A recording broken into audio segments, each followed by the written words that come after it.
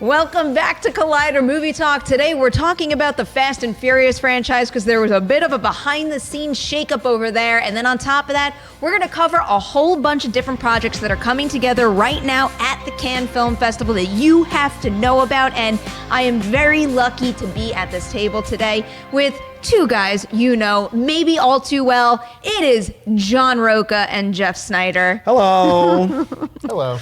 Yeah, I don't know what's going on here. This is some fancy glasses that you got yourself there. Are those the real deal? Those are Rite Aid specials. These are I had a feeling.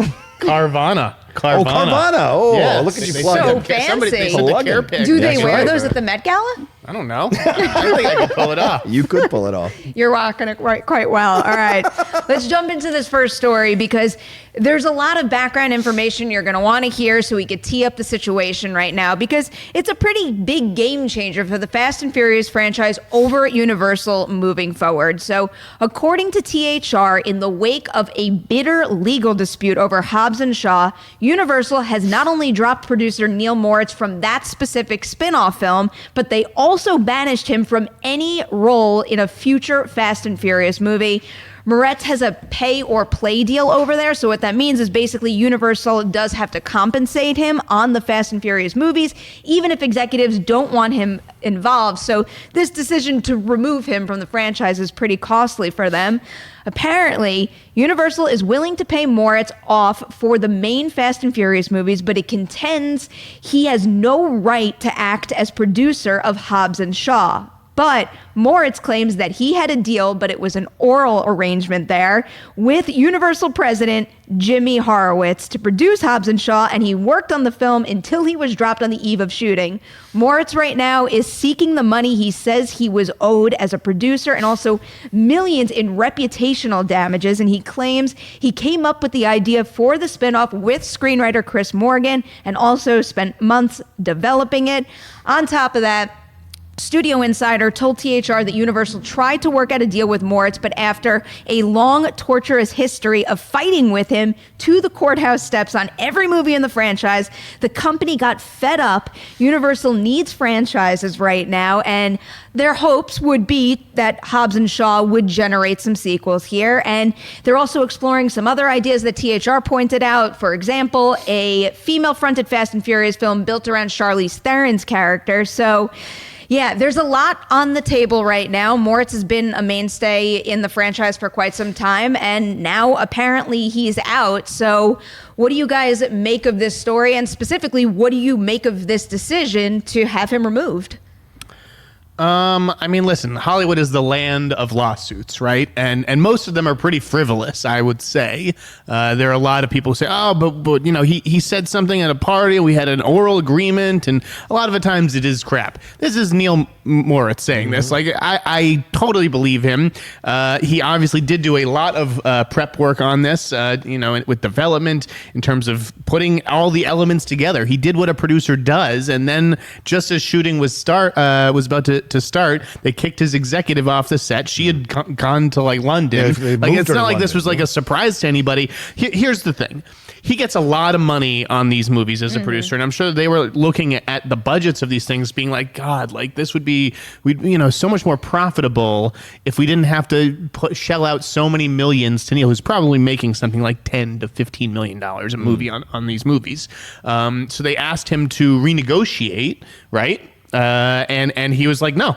Yeah. I have a deal. What do you mean? Like, this is the deal. This has been the deal in all the Fast and Furious movies. And no, I'm not going to change it. Like, because not only because this is your biggest franchise. Like, and then they got into the, well, reading your contract, it says sequels and reboots, but nothing about spinoffs. And so you're off Hobbs and Shaw. And now there's just so much bad blood, including a lawsuit that Neal filed originally that had Jimmy Horowitz personally named in it. Yes. Normally people are just filing suits against the studio. This named Jimmy Horowitz personally because of the oral agreement element of it all. Then it's just like, all right, this relationship isn't salvageable. And that's We're kind not of bringing you what back for elevated Fast to 9 or getting 10. him out. Let's pay him off. I mean, listen, they're going to have to pay either way. But it seems like that relationship has sort of run its course. I side with Neal Moritz because I think, listen, you had a deal. And I get that it's a spin-off Hobbs and Shaw, but like, what is really the difference between a spin-off and a sequel? This is the continuation of, a pretty good chunk of the story of Fast and Furious. No, it doesn't have the main cast, but they're going to be referencing past events. I don't know. Well, that's the question I have as part of what you just brought up. There's a whole lot of gray area in this situation, which is making me hesitant to say, oh, you are right and you are wrong in this situation. But if he does have a history of being difficult to work with, wouldn't you think there would be an out in these contracts somehow in order to kind of write someone out of the franchise as it goes forward? And the gray area being those definitions, because this industry is going to have to spell those out at some point, because the rise of cinematic universes is only going to continue. And then it's the whole thing about having an oral agreement. Are you kidding? Right. When you're playing with this kind of money, I mean, I understand it is industry standard to a degree, but wouldn't you be better off putting everything specifically on paper and avoiding it that way? Let me ask you this right now. What do you think John Cena's deal is? That's an oral agreement. I wouldn't be surprised. John Cena has no paperwork, no contract for Fast 9. Well, he's used to that because WWE, they do their oral agreements all the time with WWE. He went over to Vin Diesel's house, took a meeting. Vin Diesel's like, this is what I see for you in Fast 9, man. Yeah. And Cena's like, hey, sounds great. Yeah, I'm building my career, let me jump on. And then I appear in your Instagram video. It's like, there's no paperwork there yet. Right, but this feels like a divorce, right? You hear this all the time. Like, oh, this person said, he said this or she said this at this time and promised me this. I'm telling you, that's the truth. That's what they said. And when you go with oral agreements, then anybody can say what was said and interpret things in a certain way or convince themselves to interpret things in a certain way. And that's what I think about this. I'm not choosing the studio or Neal's side. I think they both probably have a history of kind of doing some underhanded stuff in their negotiations. That's how Hollywood works. Producers certainly are known for lying to you about certain things and then getting you on the set and then changing things around. Studios do the same thing, especially when they're hiding profits. I mean, there was a huge story years ago where Tom Hanks couldn't see dime one of Forrest Gump money, even though it made like $500 million worldwide, and they claimed they didn't make any money off the movie. So studios always are shady in certain things. I think this comes down to a personal thing, and that Neal Moritz is apparently he's just stepped on one too many toes in this franchise over the years, one too many lawsuits. And the fact that Vin Diesel, who Moritz produced in Triple X and Fast and Furious, so you could argue Vin Diesel has a career because of Neal Moritz and his producing. Even he's okay with moving Neal off this production and off this franchise. So that tells me it all boils down to a personal thing. He probably pissed off one too many people, and now they want him out. Neal's just trying to fight for whatever he can get out of this whole situation. He's going to settle for a nice penny and move on. He's already got like 10 projects in production, one we're going to talk about. So what does he care? It's about his name. One other part of this story, though, that might put this into perspective a little more is, I'm going to read this directly from the THR article as well. Moritz says Universal, citing the growing budget of Hobbs and Shaw as it moved toward production, asked top talent to participate in a pool that would allow the studio to break even before cutting the various players in on profits. Sources say even Johnson, as in Dwayne Johnson, who gets $1 gross as a matter of course, agreed to jump into that profit-sharing pool. But a studio insider says Moritz wound up for his usual game of hardball, prompting the studio to drop him. Because he had a deal. Because he's like, why would I jump in? Like, why would I make this easier for you to recoup your money? Like, we had a deal. This is my deal on all these movies. That's the thing. It's not like this is like their first movie and they're haggling back and forth about deal points. He has 8 contracts already that are signed and executed that he's collected on. He just assumed that Hobbs and Shaw would be more the same. Who's to say other people aren't in a similar situation? It's like Dwayne Johnson, he said, okay, I will do this new arrangement. Sure, but he's been, Neal Moritz has been producing for 20 years. Yeah, to him, actors come and go. He has an ego higher than Dwayne Johnson's. In his mind, he is more valuable than Dwayne Johnson because Dwayne Johnson can come and go. He is consistent with his track record. I'm not telling you that's John right. Said the right I'm telling you word. what he I thinks. get it. And here's kind of E-word. where I draw the line. And it's not even with this story in particular. This is kind of how I've been brought up as a filmmaker through school, is that, especially in film school, when you're basically trying to make the most of every single penny you have, I've worked with people who have looked at a student crew and said, you guys are lucky to work on my project. Right. And then I'm looking at them and I'm like, we're lucky to have their hard work for less than they're worth. I can't understand that, which is making this hard for me to process. Right. There are always egos involved in any big Hollywood movie. This franchise in particular, though, because everyone feels a sense of ownership. Yeah. Like with Diesel and Universal and Chris Morgan too. So yeah, a lot of egos. There's so much drama in this franchise too. I mean, that's why Vin's probably like, look, just whatever, just get this out of my face. I dealt with The Rock. Yeah, Paul's death. We've got Tyrese Gibson going crazy in front of swimming pools. Like he didn't want nothing to do with this crap. And I think Neal sees that the Hobbs and Shaw is going to be more profitable than the main Fast and Furious franchise. So he wants his name on these so he can make more money than the Fast and Furious. All right, looking ahead a little bit, let's turn to the live chat here. We've got Chris Robinson who chimed in and said Fast and Furious will survive regardless who is working on it behind the scenes as long as the movies are good. I agree with that. The producers are relevant. As long as the movies are good, you can say that for any franchise. But will it survive or not depends, I think, on the appeal of it. And Vin, I don't know what Vin's pulling power is anymore versus Dwayne Johnson's pulling power. Well, that's a whole other ballgame. I think we're going to have that hashed out a little more when Hobbs and Shaw comes out. Before we move on, real quickly, what do you think of this Cypher spinoff around Charlize Theron? To me, it makes no sense. Bad idea. Yeah. I didn't like her. She's a villain. I just didn't like her character all that much. I mean, they have a history of turning villains, though, into... Just Statham. And Statham's, it's a different character. Cypher was a villain threatening the man's child. But Cypher killed Han, who a lot of people didn't care about. What's his name? Han, right? Yeah, but a lot of people didn't care about Han. He was one of the... Threatening a child, killing Han. I'm going to tell you the truth. A lot of people didn't care about Han, which is why Hobbs and Shaw popped off like it did. If he killed Gal Gadot, that's a whole nother problem. If he killed Paul Walker before he passed, obviously, or Dwayne Johnson, or even Vin Diesel, that's another conversation. But Han is one of the ensemble. Like if he killed Ludacris, people wouldn't be that broken up about it. This is a conversation for another show. I have too much to say about this. We've got to tell you right now about some really cool stuff coming your way on Collider. And also, I just want to remind you that story number 2 today is going to be that Cannes roundup, and you're going to want to hear about these really big projects in the works over there. But first, a brief plug on some cool stuff you've got coming your way on Collider Video. All right, listen. No, it's enough of this. You're going to watch The Thing with me. Can we watch The Thing together? I need you to both shut your mouths because here's a great thing that's going to happen. We're no longer going to talk about this because we're not here anyway. It is great. They've been great to us. We are moving. We are moving to our own channel, ladies and gentlemen. It is the Collider Live channel. Nice. Subscribe. Yeah, they got to subscribe to that channel. Subscribe to that channel. If you don't subscribe to the channel, you won't get the 2-hour live show. You won't get the clips. You won't get the dips. You won't get the hips. And you won't find out who stinks. Please subscribe. And what else? Can I come? You all can come. Make sure that you get there. Go on over to the channel, Collider Live. Subscribe to the Collider Live channel and catch up all the wackiness. We have our own mothership, and we're going to crash it into an iceberg. So in addition to going over and subscribing to the new Collider Live YouTube channel, I want to encourage you to check out our conversation feed on the podcast network as well. That's where you're going to find Rocha's brand new show, Deep Cut, and also Riley Roundtable with, of course, Mark Riley. All right, jumping into the second story. Oddly enough, the first movie we want to talk about right now is another Neal Moritz project. So, Jeff, this one's all you. Oh boy. Okay. Yeah. Cliffhanger. So Anna Lily Amirpour is going to direct. I think that she is an interesting choice. I've been down on her. I was not a fan of The Bad Batch. I didn't see A Girl Walks Home Alone at Night. I'm in the minority on that right? one. No, it's. Oh, you didn't like it? It wasn't really for me, and I think it's more of a it didn't suit my taste type thing. Yeah, it didn't look like it was really up my alley. So that one's divisive. Bad Batch I didn't care for. But she does have a great eye. I thought she had a great eye for visuals in that film, and I really like the soundtrack. I'm looking forward to this Project Blood Moon that she's trying to put together. We broke some news on that a couple weeks ago about the star of Burning doing that film.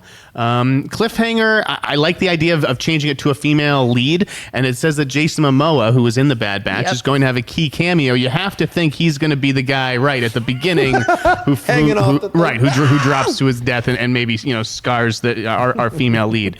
Any idea who you guys would want to see? I started to think about that, and I'm not entirely sure. At this point in time, the thing that intrigued me most about this project was something she said in her statement, where it's like the movie lets you to see what a person is capable of doing to survive in the most extreme situations. And it sounds like a very broad idea, but I think that's why we can get another cliffhanger movie, whereas we could sit at this table and say, well, why are we remaking that? So I think there's a lot of potential here. Yeah, I don't know who the female Stallone would be. I'd have to think about that, but I love the key art poster. I love the tagline, "Hold on." That's a good question. And it's just encouraging that they're really hyping up her, as the filmmaker. They're saying, from the producers of the Fast and Furious franchise comes a bold new cinematic spectacle. Like, I wonder what the budget of this is going to be, if they're shooting it in a different way, There's definitely a report out there that says the budget. I want to say it has something like a $70 million production budget. They want to match what the production budget was in the first one. I would throw Charlize. That was the first one. Yeah. As an older action star, or a little bit older action star, where Stallone was at the time, you could throw Charlize Theron in the mix. She could play that part, or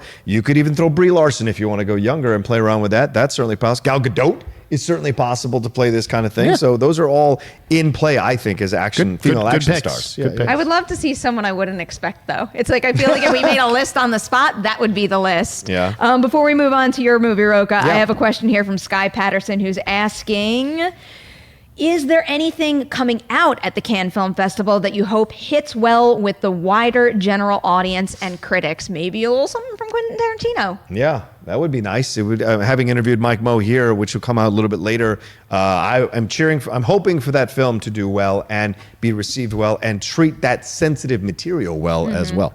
All right. You want to tell us about your movie now? Mel Gibson is going to star in this film.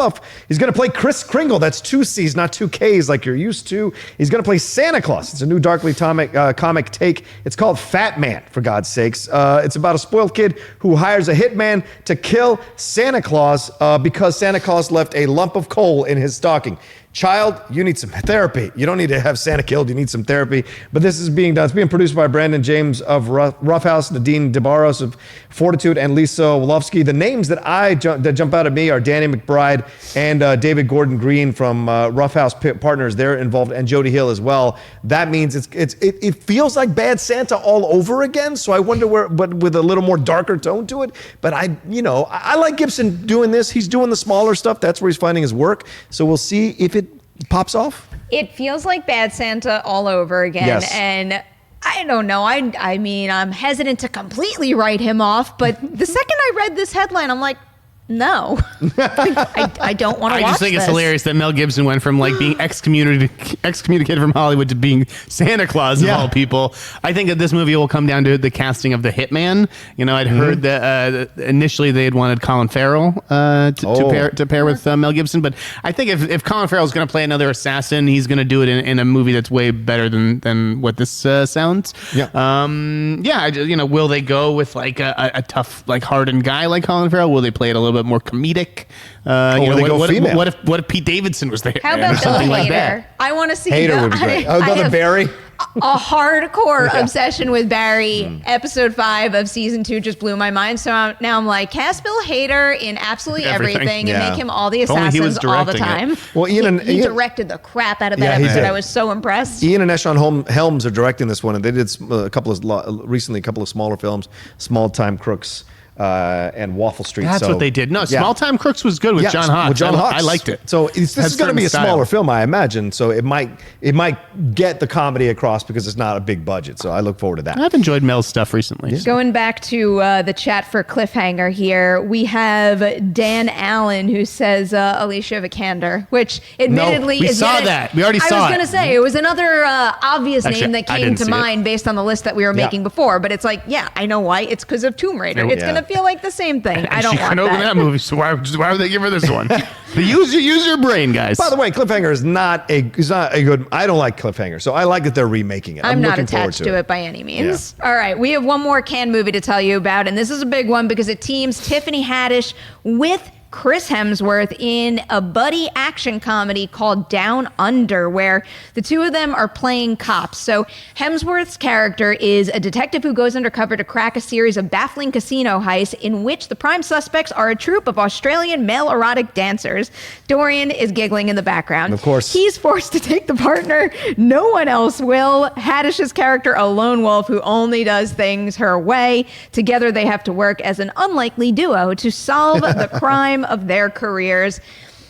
It's hard for me to say no to a movie with Chris Hemsworth in it or a movie with Tiffany Haddish in it. So much of this just like feels like things that they've done before to me. And I don't know, there's just, I mean, other than the interesting addition of male erotic dancer, there's nothing really about this that suggests there's going to be, you know, something more than kind of like the broad buddy comedies we've seen before. Yeah, I guess, but I'm totally down for this pairing. I mean, Chris Hemsworth has killed it in smaller comedic roles, whether it's Ghostbusters or Vacation. So the idea of him doing like a full length, you know, buddy action comedy with Tiffany Haddish sounds like a lot of fun to me. I like the male exotic dancers element as the villain. They could have a lot of fun with casting. You can see Hemsworth going undercover like for that. The entire Magic Mike cast just playing the team of villains. Yeah, you know, If that was Mike ever 3. something that would happen, I would be sold in a heartbeat. That'd be funny. Didn't we see that in Sugar and Spice where the cheerleaders were That movie is so good. They're bank robbers, right? So I mean, you can do a gang thing. It works. God, it's Perri. very funny. I watched that way too much in the 90s. But I will say this: I love the fact that he's being paired with another black actress. I love that we're just international stuff. Oh, no after big Tessa, deal. after Tessa, both in Ragnarok and now in Men in Black, you have him with Tiffany Haddish. I'm digging this. I love this. It's all just standard stuff. Let's all move forward and have a good time. Plus, male-female. I like that as well. It's good buddy cop in that way. Hopefully this one comes to fruition. Obviously, with all these canned projects, you know, it's easy to make an announcement. It's a lot harder to make a movie, and a lot of these attachments are tenuous at best. And people, you know, you could have a new person cast in a week. So it all depends. Two of the three that we spoke about don't even have a director attached. Right. It's like the cliffhanger one is much easier for me to process, where the other two, I'm not quite sure. Yeah, cliffhanger's real. That's legit. What tone of comedy are we really going for here? We're going to have to wait and see on that one. Yep. We wanted to save a little time for your live chat questions today, and I've got a good one here from Patrick Hamilton, who wanted to know, do you think the Watchmen TV show will be better than the movie? Damn, that's a great question. Certainly that trailer that dropped today at 1:20, which Dorian just skimmed, that's a fantastic trailer that I thoroughly enjoyed, and it's a new lore that they're creating, new mythology they're creating, because they're off the reservation of the Watchmen book that Alan Moore did, and not a lot of people liked the initial movie. So yes, I think overall people will receive this because it's HBO, and HBO rarely misses on their dramas. So I think it is going to be good. I think it looks great. I mean, it's hard to say right now whether it'll be better than the movie. I thought the movie was pretty good. Yeah, I love the But movie. then again, the movie was an adaptation of the graphic novel, which was a masterpiece. So, you know, it was like a known quantity. This one, I'm not quite sure what to make of what the story will be or who these new characters are. But hey, take me on the journey. All right, let's get one more question here. Oh, by the way, I liked it a lot. I love Watchmen the movie, so it's a high bar to hit for me, but I'm super into what I saw so far. Yeah. Dan Allen is asking, is The Farewell going to win Aquafina an Academy Award? I don't necessarily think, when I think about The Farewell and its Oscar chances at this point in time before the movie has been seen by the wide public, I feel like it might be one of those kind of dark horses where we're rooting for it from maybe a writing standpoint, and that's early on in the year. You know what happens as we move through the calendar year. We're going to have a million other things, but right now that's kind of where I'm picturing it landing, like almost like a similar feel to the types of categories The Big Sick was going for, if that makes any sense. Sure. Listen, she could. It all depends on the competition. That's the thing. Like, she could be totally deserving, and then there could be 5 movies or 5 actresses who are just more deserving, you know? The thing about Hollywood making more and more female-driven stuff is that it's going to be harder. It's a harder bar of entry to get these nominations. It used to be that, like, Best Actor was the dogfight, and you had 10 or 15 leading men each year, and it was just so hard to get a nomination. Now you're seeing that in Best Actress and even Best Supporting Actress, and obviously there's a lot of big movies coming out this fall and this winter with big female performances. There are probably a lot of female actresses who are happy to have that problem. So I think that's a good thing, and we'll see about Aquafina, where she goes and what she does next, but certainly the lady has the talent. I cannot recommend The Farewell enough, though. If you have any interest in seeing it, and even if you don't, give it a chance. That is a very, very special movie. Trailer was great. I cried. Yeah. Wait until you see the movie. Before we tune out, I wanted to bring up a GQ article that was a lot of fun, or at least I was having fun. Rocha, you have to play along. You can't cop out. All right. So their article is what your Pokemon pick says about you. So who's your Pokemon? I don't know. If you don't know any Pokemon, you have to say the first one that comes to your mind, and that basically will give us a description of who John Rocha is at his core. I don't know Pokemon, but Pikachu. You're killing me. I just know Pikachu. Really? No. He already said Pikachu, and the reason why I'm forcing him to go with that because I know the answer to that one, and it's simply you basic. Yeah, true. I'm a Harry Potter basic bitch. What's yours? I only know Pikachu too. What do you mean? Guys, Dorian. Anyone who can name more than one Pokemon is under a certain age. should be under police watch. What? All right, Dorian. Oh, Dorian Dorian's woke up. Pokemon Right. is Psyduck. So Dorian, you use TweetDeck to view Twitter, and you're God. constantly confused and upset. That's what it says. There you go. Wait. That's a terrible description, Dorian. Thank you. All right, I can't put you guys on the spot and not do my own. So my go-to is Charmander, who says, "You fooled everyone, maybe even yourself, into thinking that you're all cute and sweet, but there's a fire inside you, and you are ready to let folks know Very that apt. they've wronged That is you." that is a correct assessment of Perri Nemiroff. I am loving this. If you guys want to play along and tell us what description you got, go check that out on GQ. That is it. That is a wrap on today's episode of Movie Talk. I hope you guys are enjoying the new format. Just know we are working this live chat in more and more every single day. We're getting used to the process here. We're smoothing out the whole thing. So as we do that, this show is going to get more and more refined. So if you like what you see right now, get ready. It's only going to get better from here. Jeff, Rocha, thank you for being on the table with me. you, Perri. Adam in the booth, you are the best. Thank you so much. Thanks again to Dorian for his help today.